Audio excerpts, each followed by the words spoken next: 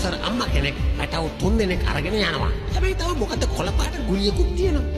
ඔය කොළපාට ගුලිය අපේ යාළුවෝ වෙන්නේ නැති. හැම දෙයක්ම කිව්වේ සලකුණු වලින්ද? අනේ නෑ විකාරද? මං කලින් මේගොල්ලෝ එනවා දැක්කා. හලෝ.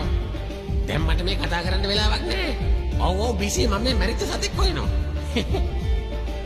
ඔව් ඒගොල්ලෝ මගේ පස්සෙන්මයි. එයාලා හිතන් ඉන්නේ මට පිස්සු කියලා. දැන් අපි මේ මරණේ සානුවට ඇතුල් වෙන්න හදන සිග්නල් නැතුව කට්ටිය මෙසේජ් එකක් තියන්න.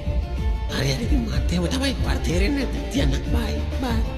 හරි දැන් මගේ පස්සෙන් එන්න. බා ඔයාගේ මොලේ අවුල් වෙන්න ගත්තේ කොයි කාලෙද? මීට මාස 3කට කලින් මං දවසක් උදේ හැරෙනකොට අන්නාසි ගෙඩියක් අසාද බැලලා. ඒක කැත අන්නාසි ගෙඩියක්. ඒ ගතිගුණ හරි හොඳයි. නන්දන සීගලගේ ප්‍රේම ගීයේ